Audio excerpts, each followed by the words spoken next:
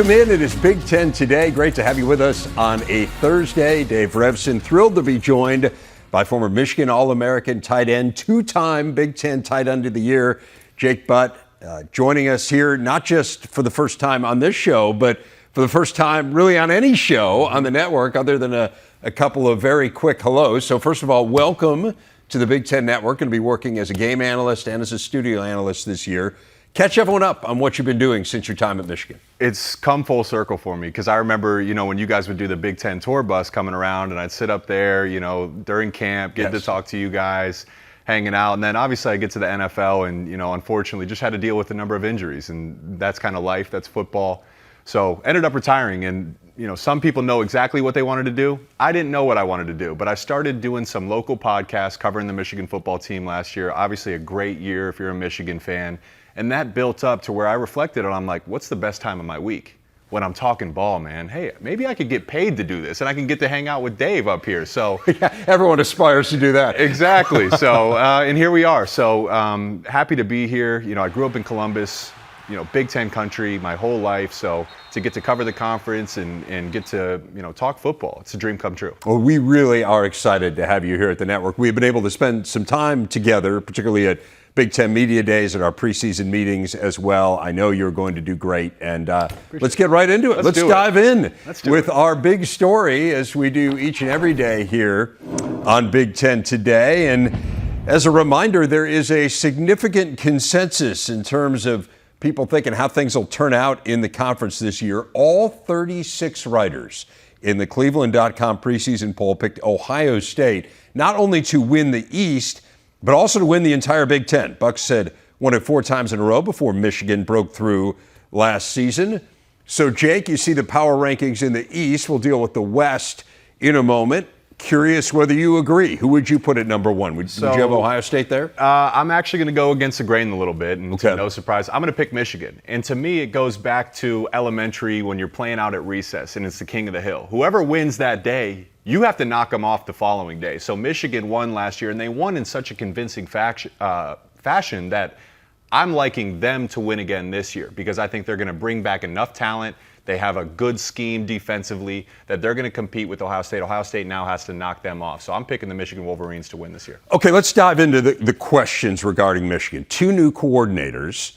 Josh Gaddis obviously moving on. The offensive coordinators, though, Sharon Moore and Matt Weiss, have been on the staff. They were an integral part of the offense last year. Jesse Minter comes over on defense from Vanderbilt. Same system, right? He was with the Baltimore Ravens, and so he kind of knows this system that Mike McDonald had installed the previous year. But how big are those question marks to you in terms of repeating? Coordinators matter, absolutely. But one thing that they've said and Jim said and all the players have said is this is year 2 of the same scheme, both on offense and defense. And for Sharon Moore and Matt Weiss, they return a lot of talent. This offensive line, I think, could be the best offensive line in the entire country. Last year, they won the Joe Moore Award, proving that they were the best offensive line in the country. That's going to be the foundation of their team going forward. They obviously have Blake Corum and Donovan Edwards. And the receiver room is as talented, maybe as Jim's had in a very, very long time. So I'm high on this Michigan offense. I think they're going to have plenty of weapons to go with. And, we were at practice as far as the defense goes. When you close your eyes, you can hear good football. And I closed my eyes and you hear the pads cracking, but the one thing that stood out to me was the communication defensively. And when guys are communicating and talking pre-snap, that tells me that they're really confident within the scheme and confident talking and playing as one unit. So to me, that gave me a lot of confidence that this defense is going to be able to match the intensity of last year. I did not expect the defense to look as good as it did when we were there. I can't speak to the sound of it. I'm not sophisticated enough to close my eyes. But I agree with what you're saying. Look, they lost big pieces in Hutchinson and Ojabo, and you don't just replace guys like that. But the core that's there is really good. It's clear they're very well coached. I think I went into camp thinking it was going to be Ohio State and everyone else, and I came out of it thinking it was going to be Ohio State, Michigan, and everyone else. I mean, those two appeared to me to have separated themselves. Would you agree then that if you don't put Ohio State number 1, you put them number 2 in the East? I mean, you don't have them dropping. No. The way I that, look do you? at the East as the entire conference is I really think it's Ohio State and Michigan, and then there's a bit of a gap that I'm going to need to see other teams step up to prove it. Yeah. I think the whole conference, especially the East, runs through them. The talent they have, the coaching they have, the implications that this season has for both teams. I think the conference runs through them. And you mentioned the defense with Aiden Hutchinson and Ojabo, and I just want to hit on this. Last year, you didn't have to get deep into that Baltimore Ravens scheme that you mentioned. You could just have those guys come off the edge and they could generate pressure. This year, and what we saw in camp was more of that blitz package showing itself. So the scheme is going to shine through rather than the individuals. Interesting. Yeah, it was fascinating to talk to coaches last year, and they said, there are very few teams where you game plan and the first thing you have to do is how are we going to deal with this guy? Yeah. And then there were two this guys with Hutchinson and Ojabo. So what about the Buckeyes? You've got them at number 2. All the writers have them at number 1. And I understand your philosophy of saying, hey, Michigan beat them last year, and they beat them handily. Yeah. Frankly, it really, certainly in the second half, was not a close game at all. What do you see from Ohio State as you head into this season? This offense is going to be probably the best offense in the entire country. Ryan Day has proved it that he can put out explosive offenses every year. They have C.J. Stroud, who he really improved throughout the year, too. Early in the season, Buckeye fans weren't too happy with him. By the end of the season, he's a Heisman candidate. If he continues on that trajectory, he could probably win the Heisman this year. He has talent at receiver, Jackson Smith and Jigba. I think he could be the most talented receiver in the country. Travion Henderson at running back. They will put up points. The question is, and their ceiling will be dictated by the defense. And they went out and got Jim Knowles last year. I think that was a big hire. And Ryan Day talked at media days. In order for them to make a run at a national title, they need to have a top 10 defense. They feel confident that it's Jim Knowles, that he's the guy for the job, but how quickly can he get that defense up to speed will decide their total success this season. I want to dig a little bit deeper into that defense, and we'll do it a little bit later in the show. The fact that they return as much production as they do, and I think you could say the same of Michigan offensively, does that allow you to add new wrinkles, to do stuff that's different than a year ago, or is it just kind of a matter of, hey, everyone knows what they're doing, and now you're just that much better at kind of your core of what you do? It's got to be really fun to be an offensive coordinator with that Ohio State offense, right? I mean, you could almost close your eyes and pick a play and feel confident that it's going to have success. They can attack you in so many different ways, and to have a number 1 receiver like Jackson Smith and Jigba, he really has no weaknesses to his game. He can do it out of the slot. He can do it outside, underneath, downfield. Then you have Marvin Harrison Jr. You have Travion Henderson, who led the conference in rush yards per attempt last year. So they can make you uncomfortable in a number of different ways. You'd imagine they're going to put up 40, 50, 60 points a number of times this season.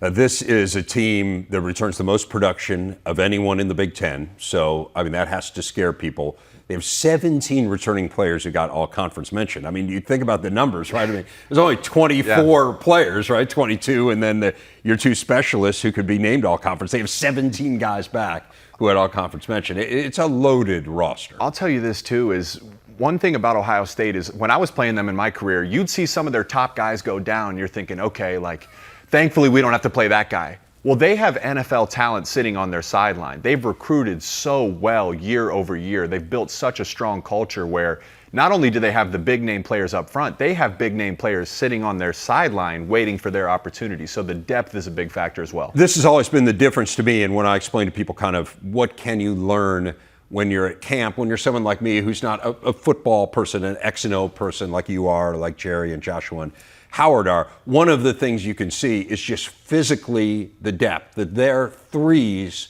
look a lot like, they look more like their 1s than they look like other people's 2s and 3s, if that makes sense, right? They're ready to go physically. Mm-hmm. And to your point, there often isn't a significant drop-off when they get hurt. They 1 to 85 or 1 to 105 look different than everyone else. But the closest certainly this year was Michigan. It's pretty clear those two kind of start the year as 1 and 2. Where would you go with number 3 in the East? I think this is where it gets really interesting. Yeah, so there's a certain drop-off where I was like, what team is going to be my 3rd team? I had a couple names, Michigan State and Maryland just missed the cut. I'm actually going to go with Penn State at number 3. And the way I look at it is the reason there's such a drop-off, they have a strong defense. They have Manny Diaz, who has, he's a head coach. That's a leader in the building that makes you feel confident about them. Their defensive line has playmakers. Their secondary has playmakers. That defense should be one of the top teams in the country. They have weapons outside. They have weapons at running back. Sean Clifford, when healthy, he's been good. To me, it's been the story for the past couple of years is, what's the offensive line going to do? It's not a sexy thing to talk about the offensive line, but it's a foundational piece that when you have that in place, it solves a lot of problems. When it's not in place, it causes a lot of problems. Like we just mentioned, Sean Clifford, when he's been healthy, he's been good. Well, how does he stay healthy? It's the offensive line. So that's the one piece I'm looking at. They start off with Purdue. I think that's going to be a very telling game for us. Right away, we're going to find out about the identity. But, in recent history, last 22 games, Penn State's only been 11-11. So this is kind of a pivotal season for them to get right back on track, to have that respect as one of the top teams in the Big Ten East and in the Big Ten Conference as a whole. Yeah, I hear you, and I agree. I mean, you think about last year and got off to such a great start. I mean, they got as high as number 4 in the nation. They were undefeated coming out of the gate, and you felt like, well, that COVID year was an aberration. It was such a strange year for everybody. And then they kind of reverted to that form, right? And lost 6 of their last 8 down the stretch. And it just felt like, for whatever reason, it didn't click. I'm with you on the offensive line. And that has been an issue really since the sanctions were handed down. I mean, we're talking about a long time at Penn State since they've had a big-time offensive line. We shall see. They certainly have talent. I mean, as you said, like that backfield talent, those freshman running backs. Yeah. Holy cow, they look good, man. You need guys up front to generate movement. You need guys to generate holes. You know what? And again, for Michigan last year, think about it. Michigan was unranked to start the season. No one was giving that offense a lot of credit. Their foundation was having a violent front 5 and violent tight ends that they could just turn around and hand the ball off and average 5-6 yards a carry and hit you there. And that allowed Cade McNamara's quarterback to be really comfortable. They didn't ask much of him.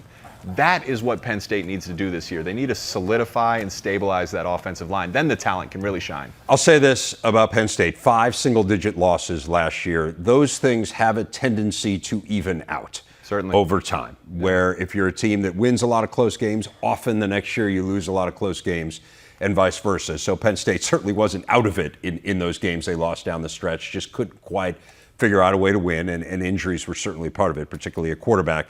You mentioned Michigan State and Maryland.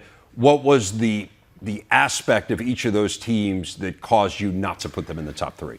I think Michigan State and what Mel Tucker's doing, you look at what he's doing in recruiting, some of the coaching hires he's had, I think Michigan State is going to be in great hands for years to come. To me, as I look at it last year, I thought they exceeded expectations, and I felt there was more room for them to take a step back this year than there was to actually match it or take a step forward. Again, their situation is offensive line as well. They finished spring ball with only 8 healthy linemen, So you're replacing Kenneth Walker. It's the same thing. Help these new running backs out by having a stable offensive line. So there's 8 offensive linemen. That's depth and talent. That's the reason that I had them just barely missing the cut. And then I think Maryland is a team that could shock people. Obviously, you have your quarterback in Tulia Tagovailoa. For them, the stat for me is they're 4-40 against the Big 4 in the Big Ten East, that being Ohio State, Michigan, Michigan State, and Penn State. I don't think they win the Big Ten East, but can you take the next step forward this year and steal 1 or 2 of those games away? Can you beat Penn State? Can you beat Michigan State? Can you steal one from Ohio State or Michigan? That's progress, because Coach Mike Locksley, he's recruited really, really well. You'd expect them to continue to improve going forward. Right. They were dominant against unranked teams last year and didn't beat any ranked teams. And so, to your point, that's how you progress here. We'll see whether Brian Williams and that defense can continue some of that momentum they had those last couple games. That was a pretty solid defense, and that offense is going to be scary. I don't think there's any question about receiver core is. Maybe outside of Columbus, and I suppose you could argue Ann Arbor might be the best in the Big Ten. They are really talented. Jake Butt back with me as promised. Let's dive into the teams that are playing this weekend. Nebraska, Northwestern, obviously in Dublin. We have Illinois and Wyoming here on the Big Ten Network. Let's start with the Huskers. I think there might be the most intrigue around them of those 3 teams. What are you watching? I mean, listen, this game is extremely important. Obviously, understanding the expectations when Scott Frost got there on campus is, hey, we're going to compete in the Big Ten West. We're going to compete for Big Ten championships, and it just hasn't come to fruition yet. So this is a game where they're favorited on paper. They have the better roster on paper. They went to the transfer portal, shored them up. They brought in Mark Whipple to shore up their offensive system. They've emphasized special teams going into this offseason. But it's all an unknown until you see it out there, unscripted, 60 minutes of football. So for Scott Frost and these Cornhuskers, this is a really important game. I don't know if as far as I would say it's a must-win, must-have, but you really want to go out there and put out a good product on the field to start off this season on a strong foot. I think it's pretty close to a must-win. It's for close. them. I just feel like so much of this year is going to be about the tenor of the team, right? And whether kind of they believe in the vision. And I think if you lose that first game to a team you beat by 7 touchdowns a year ago, You're favorited. yeah, You know? I don't know. It's fascinating. I'm really interested to see what Mark Whipple does.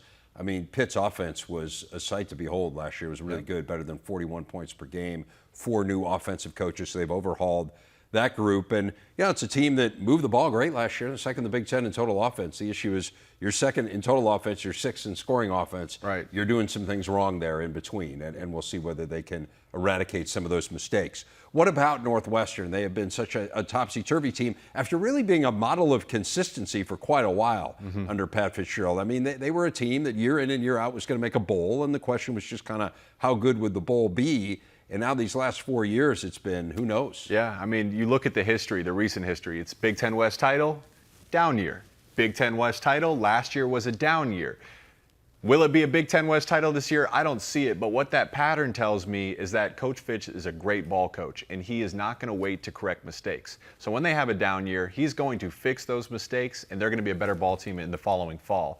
When they've had success, it hasn't been a mystery. It's been stabilization at the quarterback position, and it's been good defense. Last year, playing in the West, you're playing, Wisconsin, you're playing Iowa. You know you're going to get heavy run game. Their defensive front really got out physicaled, and that's important, especially playing in the West. Yeah, they gave up 238 rushing yards per game in conference play. That is the third most in the Power Five, and again, so uncharacteristic. I mean, the one thing that you could count on year in and year out, even when they did, like even that down year that you were talking about after the first year they won the West, they still had a good defense. Right. They just couldn't do anything offensively. But for the defense to take the step back it did last year after the retirement of Mike Hakowitz, I'd say there's a lot of pressure on Jim O'Neill to get things straight away. They dove into the portal as well, particularly up front, and I know they feel better about that front seven than they did a year ago. What about Illinois? There was clear progress in Champaign a year ago. They beat a couple of ranked teams, including that epic win over Penn State. They beat Minnesota as well. That was a huge win for Brett Bielema. So you could kind of see the signs of this thing heading in the right direction.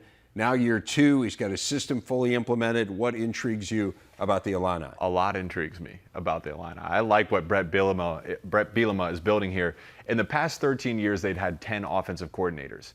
That is extremely hard to build an offense because you're learning, an offensive system is essentially a language. So every year you're having to learn a new language. That limits your ability to then work on the details and the techniques within the offense. They went out and got Barry Looney Jr., who took UTSA from a bottom 100 offense to the 11th by the time he left there. So you'd imagine there's going to be significant improvement right away. Brett Bielema always has a strong offensive line. They have talent at running back in Chase Brown. They brought in Tommy DeVito, the Syracuse transfer, to stabilize the quarterback position. Again, I think this team continues to just improve year over year. It's something to watch.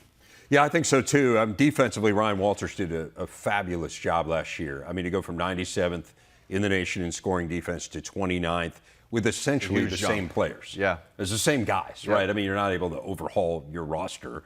So, yeah, I mean, I thought, and when we were there in camp, it's clear the defense is going to be pretty good. Definitely the question marks are how much can they improve offensively, because they just, other than a couple games running the ball with Chase Brown, they couldn't establish anything in a pass game. But I think DeVito fits in really well with what they want to do. And I think there's still some uncertainty publicly about what they want to do. It feels like Brett's played it pretty close to the vest. But you look at Lunny's history, and he's a guy who likes to play up-tempo. He's not a 3 yards in a cloud of dust guy. So that gives you a little bit of a sense of what it might be. Run the ball and play defense. It's a tale as old as time. They've been saying this since the 70s, the 80s. If you can run the ball and you play good, sound defense, you're going to be in a lot of games and you're going to win a lot of games. Everything we just said points to that being the Illinois identity. It's remarkable how bad Illinois has been. I mean, the last decade, they do not have a single winning season, right? I mean, this is a proud program. This is a program with a good history, and for whatever reason, it's kind of fallen apart here this decade. Only Kansas, a lower winning percentage in the Power Five over the last 10 years. I got to believe this is I think Illinois ends up with a winning record. I think they play in a bowl game. I think it's the beginning of some really good times in Champaign. I think they're headed in the right direction. Get some national perspective now from Fox Sports' Bruce Feldman.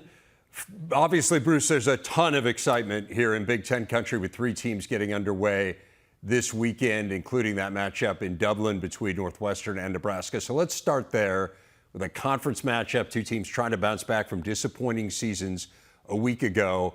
Interested in what you are watching most closely with each program, and let's start with the Huskers. For me, Dave, you have so much change on offense. It felt like Adrian Martinez was there forever. And now not only in comes Casey Thompson from Texas, but now new system, right? We're going to see what Mark Whipple had a really good run last year, obviously at Pitt. Is it going to be a lot like what he did with UMass, some of the Pitt stuff? There's just a bunch of transfers there. It's not just Casey Thompson. Trey Palmer was really more of when he was at LSU, really more of a dynamic return guy than as much as he was a receiver. But Nebraska's been desperate to find playmakers. You got a rebuilt offensive line. And I know this game wasn't close last year. This was really the one game that Nebraska looked good in. What I'm fascinated to see, because we know they had a clunker of an opener last year with Illinois, so much pressure on Scott Frost. How does his team respond? They're in a different country. That would be a really, really long flight home if they come out of that game with a loss against a team they whipped last year that obviously had a bad year last year too.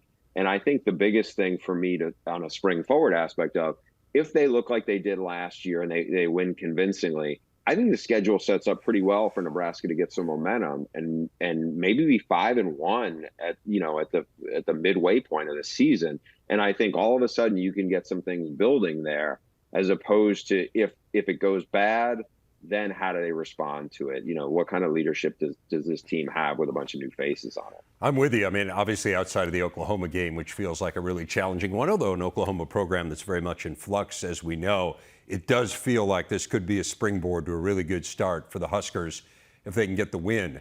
What about Northwestern? As you say, I mean, Nebraska annihilated them last year. It was 56-7. It was a really poor year for Northwestern, coming off a Big Ten West championship the previous season, and really nothing worked. I mean, they were not a very good defense, to say the least, in the first year under Jim O'Neill. The offense was kind of stuck in neutral. They had quarterback issues throughout the year. What are you watching with the Wildcats in this opener? I don't think there's any pressure. It's different for Fitz than certainly it is for Scott Frost. He's basically a made man because he's done so many amazing things there. And it wasn't long ago where they were playing for a Big Ten championship, right? So we've seen them be really good recently. They're a tough team to get a feel for because it's 9-3 or 3-9. It feels like even when they won their division, they stubbed their toe in the non-conference, but then they would be lights out in those Big Ten games. Yeah, I want to see a lot of improvement from offense. I think Mike Bajakian is a really good offensive mind. As you said, they've had struggles at quarterback for a while. I know Fitz has been tight-lipped with who it's going to be. You have a young quarterback they're excited about, Helinski, who has definitely a lot of talent. They're just a hard team to predict. We know Fitz loves some of the guys they have in the trenches where they have some legit NFL talent there. But do they have playmaking to make some big plays on offense? And I feel like they're the most dangerous when you kind of just take them for granted. I know nobody in the Big Ten does that because they respect, the coaches and the players that they have too much. But as much as I'm curious to see what happens with Nebraska's offense, I'm really fascinated to see, can Northwestern take a much needed big step? Because I feel like the bottom of that division has gotten a lot better, and they really need to respond. And we need to see a lot more big plays from that offense if they're going to get it kind of, I want to say, out of the ditch, as it feels like at least on the offensive side of the ball. Oh, for sure. They have lacked playmakers on that side of the ball here for several years, it seems like. Should be a really interesting game to watch. And then the Big Ten as a whole gets going the following weekend. There's so many amazing storylines. I want to dive into a few of them with you. Michigan was the biggest story last year, ending the longest conference title drought in school history, making it to the college football playoff. They lost a lot, particularly on the defensive side. In your mind, are they equipped to overcome those losses and some changes? A new defensive coordinator as well, and a new combination at offensive coordinator with the play caller Josh Gaddis gone. I think they are. The most interesting kind of feel I got from being out in Indianapolis at Big Ten Media Days a few weeks back was from spending a bunch of time talking to Jim Harbaugh as well as some of the players. And what I thought was really interesting, Dave, is, and I know you spent time with those guys too, was there was actually a big chip on their shoulder. It was almost like, wait, you guys thought that was a fluke. Everybody thinks we're going to go to Columbus and get payback put on us again. And I loved what I heard from DJ Turner. I love what I heard from Mozzie Smith. I think those guys feel like they are just, everybody acted like it was a fluke last year, right? And I know that, Aiden Hutchinson they were really good on both lines, and I think that they did a great job with the O-line. I think defensively they had a lot of difference makers up front. And I thought, Mike McDonald did a really good job running the show coming in there. And I think Jesse Minter, who knows, that's about as close to continuity of a system as you're probably going to get. That's what Jim Harbaugh really sought. I think that's a good fit. I think they have enough big athletes to kind of take advantage of that kind of chip on their shoulder. And I like that, look, losing Ronnie Bell, they were able to largely overcome it. And now I think getting him back, the receiving room is much deeper. I think they have a lot of speed, and I think they'll be really good on the O-line again. So I think for people who are kind of writing them off, don't. I mean, I think they were going to be a top 10 team again. I'm with you. They were really impressive when we were at camp. You mentioned Mozzie Smith in there. He was #1 on your annual Freaks list. I'm fascinated by that list. I mean, I start scrolling through it. I'm like, man, there are 100 guys on this list. It's kind of taken on a life of its own a little bit, Bruce. How do you compile this? Yeah, so going back to the days when you and I were both working in Bristol, it really started then. It was 10 guys. Yeah. It was kind of a little bit of a cult hero kind of thing. And it grew and grew. And then it really kind of changed a little bit when I became a sideline reporter for Fox probably 7 years ago, because being on the field before games, a couple hours before, the only other people who are not kind of connected to the teams are the sideline reporter and the officials, and then the NFL scouts. And I'd have all these NFL scouts come talk to me about the Freaks list. And I was like, wait a minute, all these guys are like inside football are really invested in this and really, really pay attention to it. And so I started connecting with them more in the process. And from everything from having these long calls with the Senior Bowl staff to a lot of other people who work in scouting for the NFL, then I'd start to get a lot of really good intel, or leads at least, on some of the guys who maybe not, who aren't in Power 5 football or even FBS football. And it was a lot of guys who were kind of in the fringes, maybe that they're on the radar, they don't know a ton about, they're curious, they've heard there's some buzz. And I'd follow up, and it was really, got a lot more momentum that way. And so, going back to Mozzie for a second, I was not expecting him to be a top 5, top 10 guy. And then I had talked to the strength coach there who's been there for a long time and developed a lot of elite, especially with big athletes. And he was obviously at Wisconsin before that.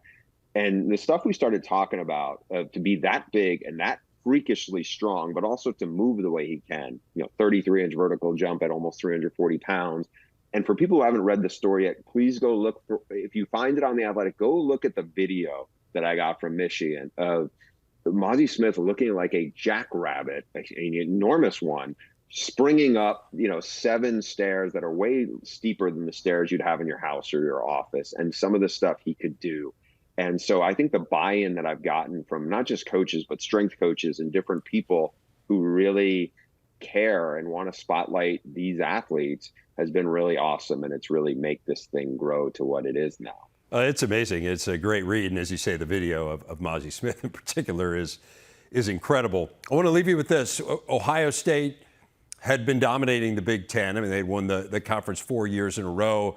The consensus going into last year was they were going to win it again. And of course, Michigan knocked them off. The consensus this year is they're going to win it. I mean, they were the overwhelming pick in the unofficial preseason poll, as you know, and yet a team with something to prove. How do you see the Buckeyes stacking up against Michigan and against the rest of the country heading into this season?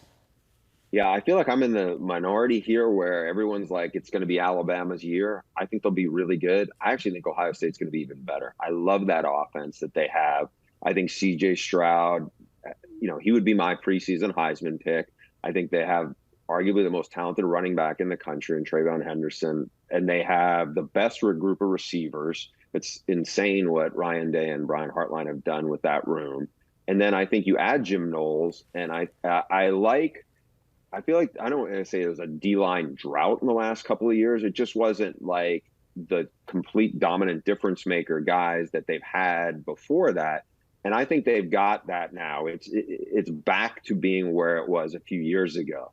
It's also, I think Knowles' system will benefit them and what they can kind of create some problems. I don't think they need to be a lockdown defense to win a national title because the offense is going to be so great with Ryan Day. But I really like what they have. They made a big step when they got Jeff Hafley a few years ago, and I think you will see a similar impact for Jim Knowles. And again, I think the offense is going to be better than it has ever been at Ohio State with the personnel they have there and who's in charge of it. I can't say enough about how good I think they're going to be. Well, that is music to the ears, I would assume, of Buckeye fans, and it's going to be a fabulous year. It does feel like those two, Michigan and Ohio State, set to duke it out, and somewhat like the old days here in Big Ten football, wait. Bruce. Yes. Can't wait. Should be great. Bruce, we'll look forward to seeing you all throughout the season, both here on the Big Ten Network and, of course, on Fox Sports. Thanks, as always, for giving us some of your time. Always a pleasure, Dave. Thanks for having me. Back on Big Ten today, we went through the East power rankings. Let's turn our attention to the West.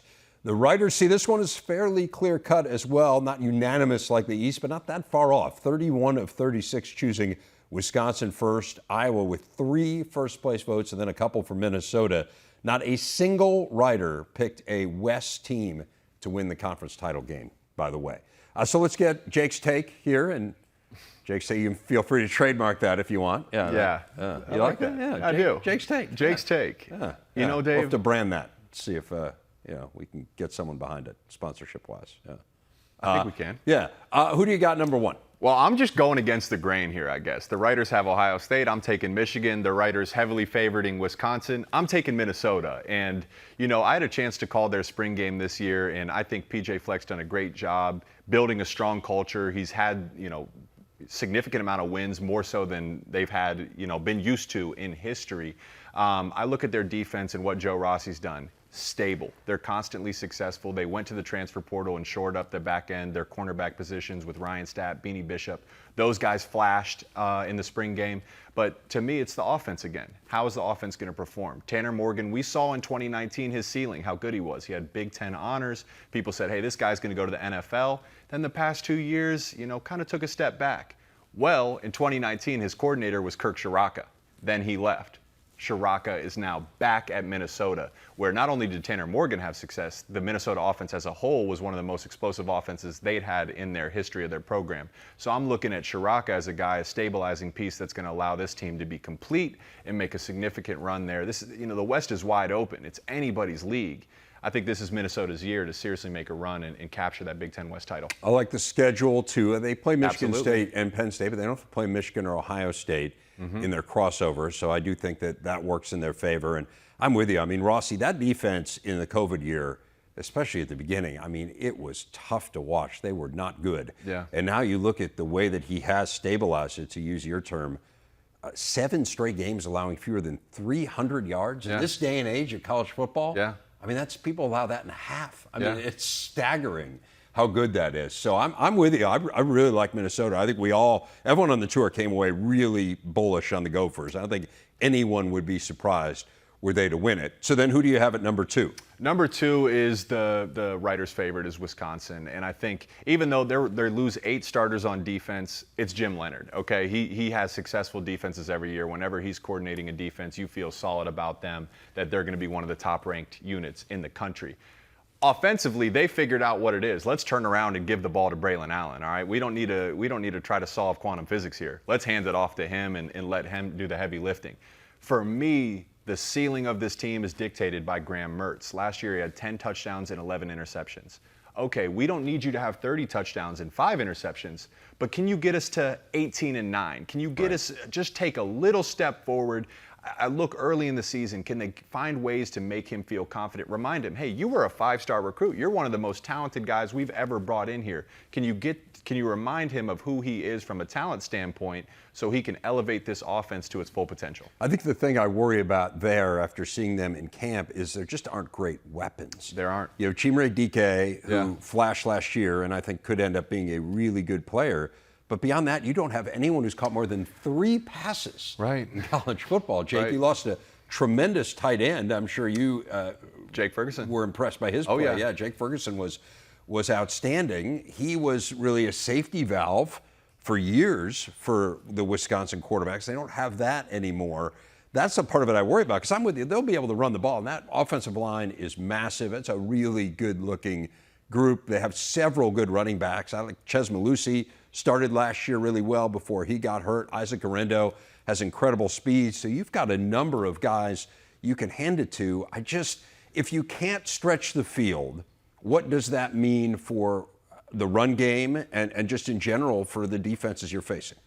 They went and got an offensive coordinator who was part of the Baltimore Ravens scheme, okay? So what that tells me is, for Graham Mertz and as far as the weapons go, you're going to run the ball. Can you have complementary plays that are strategic play actions, strategic screens and quick games that build confidence? The Baltimore Ravens aren't asking Lamar Jackson to be Tom Brady. They fit within his strengths and what they're trying to do, and then that's their primary punch. Then they have the counter punch, and they've built a successful offense every year. So can they replicate that system up in Wisconsin? You're right, the weapons are unproven at this point.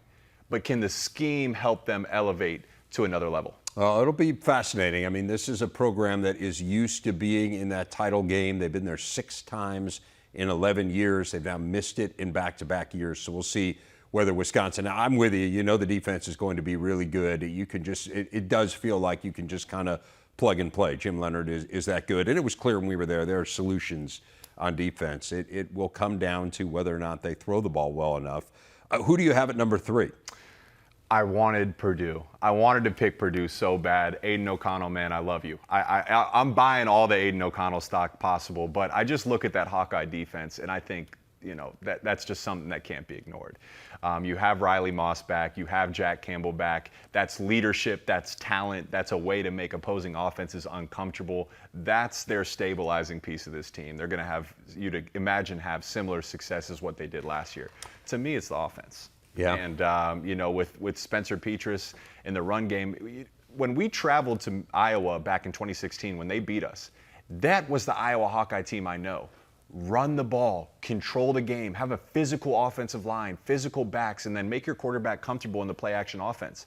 Last year, the offensive line really didn't perform. They didn't even average 4 yards per carry. That's not traditional Iowa Hawkeye football.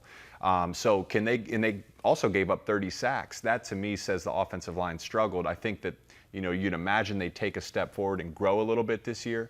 That's how you maximize Petras' potential, is you have a stabilizing run game. You make him feel comfortable in the pocket with an improved offensive line. Then maybe they can, move forward. I worry about the same thing that I worry about with Wisconsin, with Iowa, and it's compounded by the fact that they don't have Braylon Allen and Ches Malusi to hand the ball to, although they like a couple of these young running backs that they have. It just doesn't seem like they have any obvious answers offensively beyond the tight end. All right. Sam Laporta, I was going to who's say really good. Yeah, really, really good. But again, it doesn't seem like they're capable of stretching the field. The flip side is, their defense is going to be lights out. Whereas you look at Wisconsin and you feel like there's some unknown commodities. You have some questions that need to be answered. There's no questions on Iowa's defense. You have 2 surefire All-Americans in Campbell and Moss. You have all 3 linebackers are Butkus Award on the watch list. You kind of go down. That defensive front should be really good. They are going to be tough to score on. In last year, what they did is they generated a lot of turnovers. And that sets up an offense. Yeah. Whether you talk about their weapons or not, whatever you want to say, turnovers create field position generates points. Yeah, I want to talk about Nick Laporta though as a tight end. This is my bread and butter, man. I've heard rumors that not only is he going to be playing tight end, he's going to be flexed out in the slot at receiver. There's a chance he might have 800, 900, 1,000 yards receiving this year because of, there's unproven commodities at receiver. He's in that long line of excellent elite Iowa tight ends. So I imagine we're going to get a heavy dose of him, and he's going to be the primary target and safety blanket for Spencer Petras. Yeah, and they like both their tight ends there as well. Lachey, really talented. So, no, it's a deep group. I don't think there's any question about it that is an area of strength for them. But kind of to all your other points is, pass protection, quarterback play in general. Tight end play can only get you so far. And then the crossover games are tough. Yeah. I mean, yeah. They have to play both Michigan and Ohio State. It's going to be a challenge, no doubt. They're going to have to win games with defense, punting the ball well. They got a great punter. There's only one team in the country who punted it more than them last year, and then hope that they have some answers there on offense. So you mentioned Purdue. I just want to get a sense as to why you weren't quite able to take that leap with Purdue. I think even though I'm an offensive guy, it's a tale as old as time. Defense wins championships. I think Iowa's defense, everything we just said, speaks for itself. I can't say or speak with the same confidence about Purdue's defense, but as much as I say that, this is a quarterback-driven game. And you have Aiden O'Connell, who I think he could be the second best quarterback in this conference. He could, be one of the better quarterbacks in the entire nation. 70+% completion last year. That shows accuracy, timing, leadership, comfortability within the offense. Jeff Brom's going to ask him to throw it 40, 50 times a game. They have a weapon issue too. They lost David Bell, and when their offense has been good, they've had a go-getter, one guy that can really wreck the game. So we're going to see who that guy is this year, who Aiden O'Connell is comfortable with. But their crossover games are actually a little more favorable than Iowa. Very favorable. That's why I wanted to pick them. But again, it's just the Hawkeye defense is too good to ignore.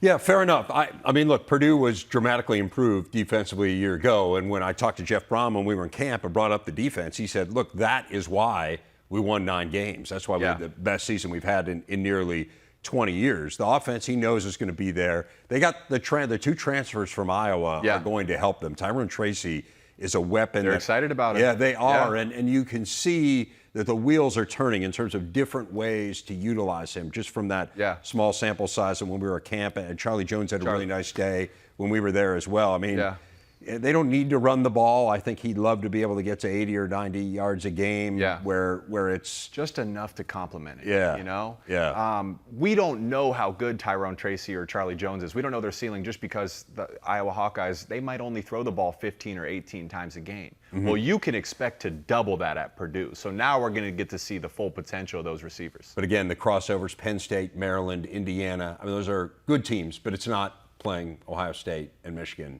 Well, it's different. We talked about Penn State. We've now talked about Purdue. That first game's We'll find out everything we need to know about them right away. And 100%. When we were in the NFL, we talked about divisional games count as double. This is Purdue-Penn State. That's a Big Ten game, all right? That one counts as double. We'll get into the Nebraska-Northwestern game. That's a Big Ten conference game as well as a Big Ten West game. Those count as double. So we have some interesting matchups here within the conference to start the season. Tone setters, for sure. And absolutely. We'll learn a lot here coming up in the next couple weeks. We're gonna